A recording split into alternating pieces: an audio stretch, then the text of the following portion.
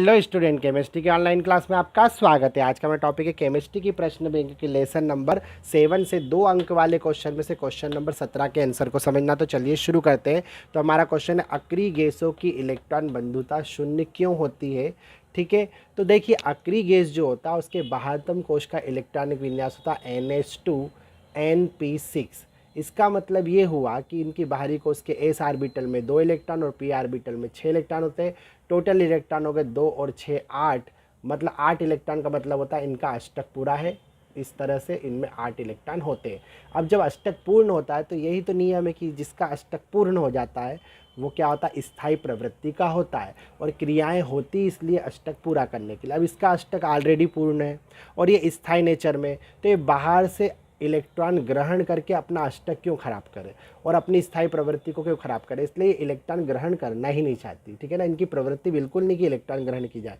जब भी कोई मेटल इलेक्ट्रॉन का मतलब कोई भी एलिमेंट इलेक्ट्रॉन ग्रहण करता है तो फिर ऊर्जा क्या होती, उत्सर्जित होती है। ठीक है, इसी उत्सर्जित ऊर्जा को इलेक्ट्रॉन बंधुता कहते हैं। आप ध्यान रखिए, एक बार फिर से सुनिए।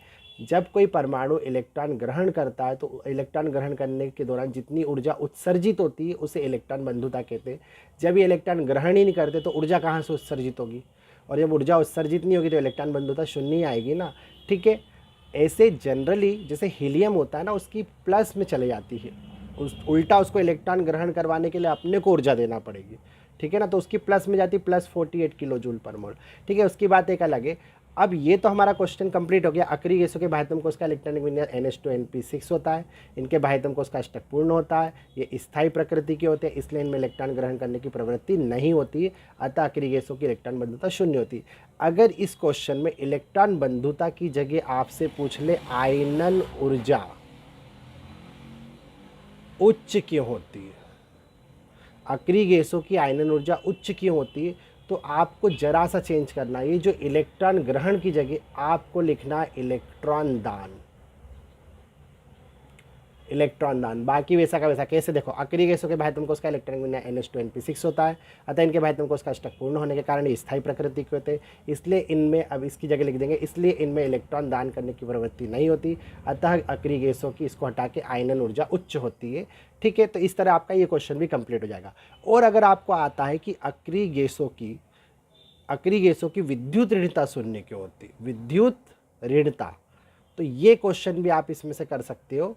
ठीक है ना, ये कैसे करेंगे आप, आपको सिर्फ इलेक्ट्रॉन ग्रहण की जगह लिखना इलेक्ट्रॉन आकर्षित। ठीक है, तो ये क्वेश्चन भी हो जाएगा आपका। अक्रिय गैसों के बाह्यतम कोश का इलेक्ट्रॉनिक विन्यास NH2 NP6 होता है। इनमें बाह्यतम कोश का अष्टक पूर्ण होने के कारण स्थायी प्रकृति के होते हैं, इसलिए इनमें इलेक्ट्रॉन आकर्षित करने की प्रवृत्ति नहीं होती। अतः अक्रिय गैसों की विद्युत ऋणता जो होती है वो शून्य होती है। ठीक है, आगे इतना समझ में। और अगर आपको ऐसा क्वेश्चन आता है कि अक्रिय गैसें निष्क्रिय क्यों होती है, तो आपको फिर भी ये आंसर लिखना, अक्रिय गैसें निष्क्रिय क्यों होती है, अक्रिय गैसें निष्क्रिय क्यों होती है, मतलब क्रियाशील क्यों नहीं होती है।